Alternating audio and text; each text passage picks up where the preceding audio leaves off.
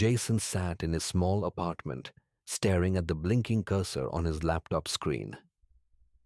The room was dimly lit, the only illumination coming from the flickering light above him and the cold glow of the screen.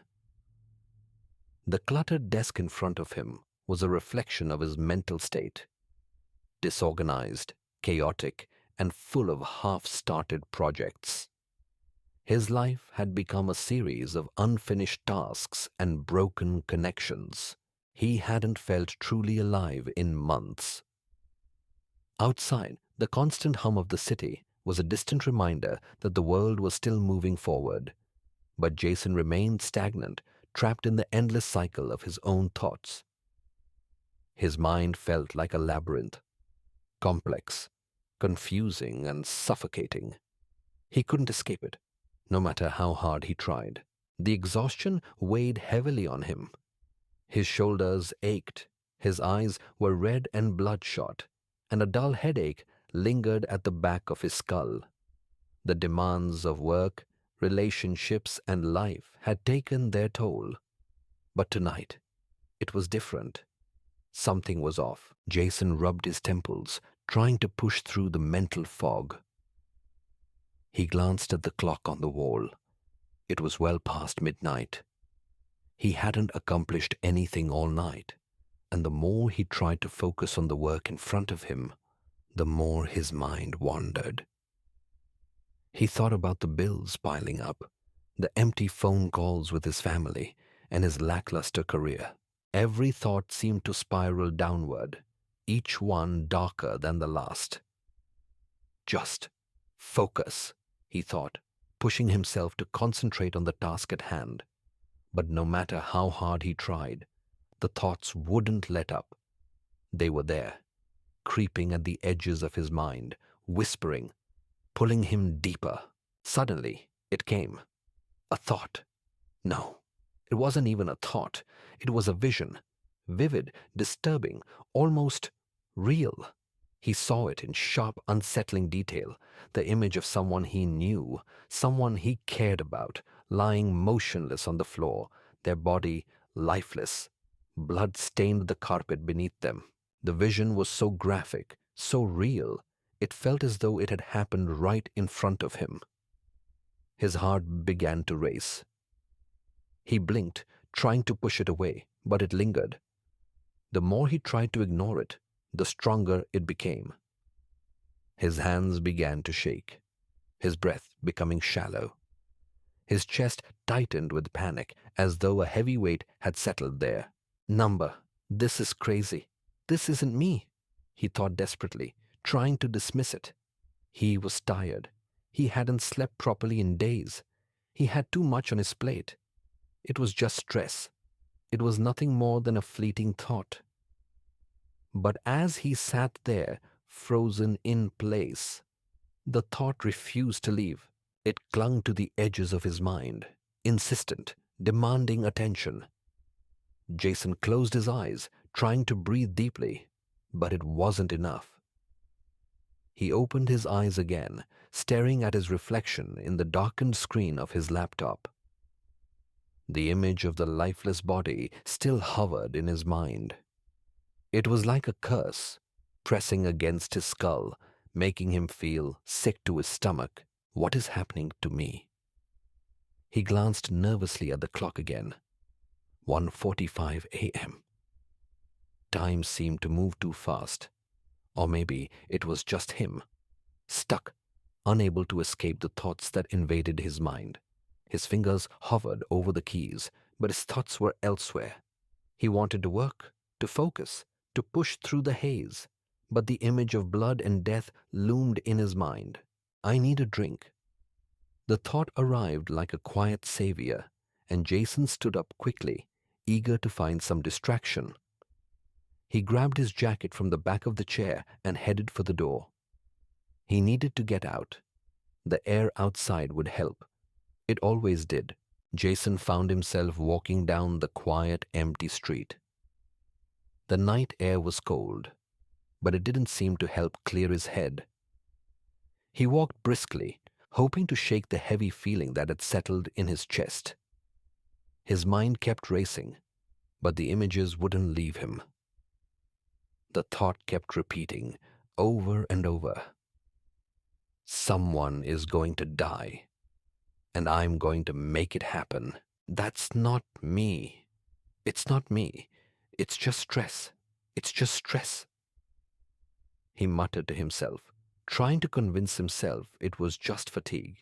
But as he walked, the vision of the blood-stained floor and the lifeless body grew more and more vivid. It felt like he was slipping away from reality, pulled into the darkness of his own mind. Jason made his way to a nearby bar, needing something to calm him. He stepped inside, the low hum of conversation and the clinking of glasses filling his ears. The familiar smell of alcohol and cigarettes hit him instantly. He ordered a whiskey, hoping it would dull the sharpness in his mind. The bartender slid the glass in front of him with a nod, and Jason took a sip. The burn spread down his throat, but it did nothing to ease the growing tension in his chest. He stared into his glass, watching the amber liquid swirl, wishing it could wash away the creeping fear. His phone buzzed in his pocket. It was Kate.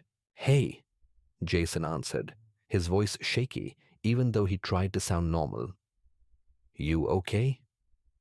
Kate's voice was full of concern, but there was an edge of skepticism. Jason could hear it, even through the phone. "You've been quiet lately." Jason took another sip, his fingers trembling slightly around the glass. He didn't know how to explain it. How to explain that the thoughts he was having weren't his own. How could he tell her that something was wrong, that he was losing control? "I'm fine," he lied. "Just tired." "Jason," Kate said softly, her voice calm but insistent. "You're not fine. I can hear it in your voice. You've been distant for weeks now. Talk to me." Jason glanced around the bar, his eyes darting nervously from one person to the next. For a brief moment, the faces blurred, merging together in a swirling haze. His grip tightened on the glass. "I don't know what's happening to me, Kate," Jason confessed, his voice barely above a whisper. "These thoughts, they're not mine. I don't know where they're coming from." Kate was silent for a long moment, and Jason's heart thudded in his chest. He wasn't sure if she was taking him seriously or brushing him off. He hoped for the former, but he feared the latter. "You're just stressed, Jason. Maybe you need to sleep more. Maybe see a therapist," Kate suggested, her tone soft, but the distance in her voice was palpable. Jason's stomach dropped. She didn't believe him. He could hear it in her words. The dismissal. How could she understand? He wasn't overreacting. This wasn't normal. But her words felt like a quiet rejection, like she couldn't see the depths of what was happening inside him. "Yeah, maybe," Jason replied, his voice hollow. He hung up without saying goodbye, staring at the phone in his hand. The weight of his thoughts pressed against his skull again, and for the first time, he felt truly alone. He tried to reach out, but Kate hadn't understood. The thoughts were still there, always hovering, clawing at the edges of his sanity. Jason stood up abruptly, knocking his glass to the floor, the whiskey spilling across the bar. He didn't even flinch as it shattered. He needed to get out. He needed to leave before the thoughts consumed him entirely. Back in his apartment, the isolation felt even heavier. Jason tried to focus, to ignore the swirling images of violence that kept flashing before him. The weight of his thoughts had become unbearable. He paced around the room, trying to distract himself, but nothing helped.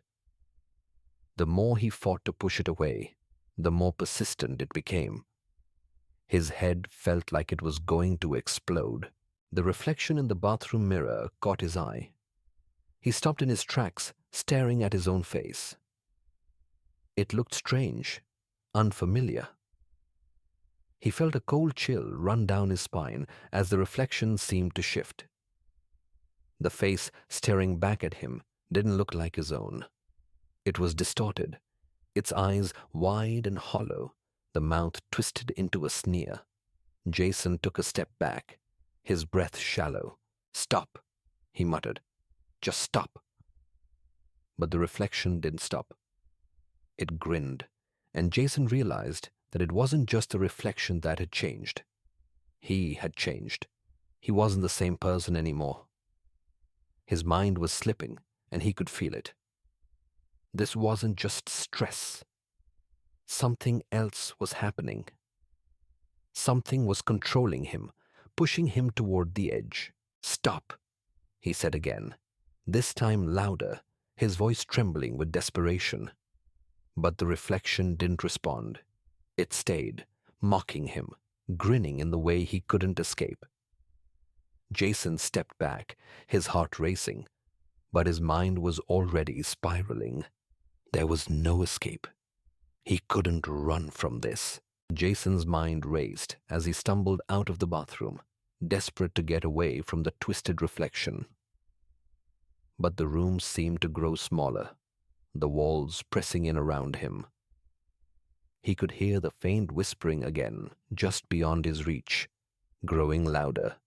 The shadows in the corners of the room stretched and shifted. He felt like he was suffocating. The walls were closing in on him. He gasped for air, his hands trembling. The fear, the panic, it was too much. His mind was spinning, his thoughts twisted and fragmented. Was he losing it? Was he losing himself? The doorbell rang. Jason froze. His body tensed and his breath hitched in his chest. The sound was so sudden, so unexpected. It pierced through the thick haze of his fear. He didn't want to answer it, but the thought of being alone in the apartment with the whispers and shadows closing in was unbearable. He stumbled to the door, his hand shaking as he reached for the handle. As he opened it, he was met with darkness. There was no one there. He stared into the empty hallway, his mind racing. What is happening? He turned back to the apartment, and his gaze landed on the small envelope lying on the floor. It hadn't been there before. Slowly, he bent down and picked it up, his heart pounding in his chest. He opened it, only to find a single sheet of paper with a single word written on it. Help. Jason's mind swirled with confusion and dread. He stared at the word on the paper, unable to make sense of it. Who had written it? What was it supposed to mean? His hands trembled as he crumpled the paper in his fist. There was no escaping this. No one could help him. He dropped the crumpled paper on the floor and slumped against the wall. His body felt heavy, his thoughts too loud. His head was pounding with a deafening roar. The reflection in the broken pieces of glass in the room seemed to taunt him, mocking his inability to escape. Jason closed his eyes, willing the thoughts to stop. But they didn't. They only grew louder, more insistent. He could feel the darkness creeping in, pulling him under. There was no way out. The phone buzzed again. Jason jumped, his heart leaping in his chest. His hands were trembling as he picked up the receiver. "Hello?" he said, his voice shaking. "Jason?" The voice on the other end was familiar, but cold. "You're not in control anymore." The words echoed in his mind, repeating over and over. He couldn't breathe. His body froze as the truth settled in. He wasn't in control. He hadn't been for a long time. Something was inside him, controlling him, taking him over, bit by bit. The darkness was everywhere now. It was inside him, outside him, all around him. Jason tried to scream, but his voice caught in his throat. He couldn't escape. He couldn't even run. Suddenly, everything went silent. The shadows stopped moving. The voices ceased. Jason stood in the middle of the room, paralyzed, uncertain of whether he was free or just falling deeper into madness. He stared at his reflection once more, but this time it didn't move. It didn't mock him. It just stood there, still and empty. Jason's breath slowed as he realized something. He was truly alone now. And there was no coming back. Jason collapsed to his knees, unable to breathe. His vision blurred as the last pieces of his sanity shattered. He could feel the weight of the darkness pressing down on him, crushing him. It's over. It's all over, he thought as his world turned black. The walls seemed to pulse with darkness as Jason's mind spiraled deeper. His own thoughts felt foreign now, like they belonged to someone else. He couldn't tell what was real anymore. His grip on reality was slipping, and he was powerless to stop it. A low whisper filled the room, seeping into Jason's mind. "You're ours now." It was a voice that didn't belong to anyone he knew. The darkness in the room seemed to grow, suffocating him. There was no escape. There never had been. Jason tried to scream, but his mouth moved soundlessly. His body was no longer his own. It felt like it was being puppeteered, every movement controlled by something far more powerful than he was. His mind screamed in protest, but it was drowned out by the whispering voice. With a wave of overwhelming terror, Jason finally understood the truth. He wasn't simply losing control of his mind. His mind had been taken from him. What he thought was his own thoughts was now a twisted, foreign entity, clawing at him from the inside. The real horror was realizing that the invader was not something external. It was himself, corrupted and reshaped into something unrecognizable. His body and mind, once his own, were no longer under his command. With one final, overwhelming wave of terror, Jason realized the truth. He wasn't just losing his mind had been taken. The invader that had taken over was himself, twisted and turned into something else entirely. A shadow of the person he once was. Jason struggled to stand, his body moving on its own. He was a puppet, his strings pulled by some unseen force. His fingers twitched, moving against his will. He felt it, a cold, dark presence filling him from the inside out. It was not just the thoughts anymore. It was a force, controlling him. He stumbled toward the door, the hallway before him seeming to stretch and distort. The walls whispered his name, their voices overlapping, calling him deeper into the void. He tried to shut them out, but it was impossible. His mind was no longer his own. It was a cacophony of voices, each more sinister than the last. Jason reached the door, his hand shaking violently as he touched the handle. The feeling of the cool metal sent a jolt through him, but it was not his fear that drove him. It was the presence inside him. It urged him forward, pushing him to open the door. "You can't escape," it whispered. The moment he opened the door, the hallway seemed to stretch impossibly long. He stepped into it, and the shadows seemed to follow him, creeping along the walls. The whispering voices were louder now, overwhelming him, pulling him towards something. But what was it? He couldn't see it, but he could feel it. A dark, gnawing presence. Jason moved down the hallway, his steps echoing in the silence. The apartment felt different now, unfamiliar. The lights flickered as he passed under them, casting fleeting shadows that danced across the walls. Each step felt heavier, like the weight of the darkness was pressing down on him from all sides. He was no longer walking alone.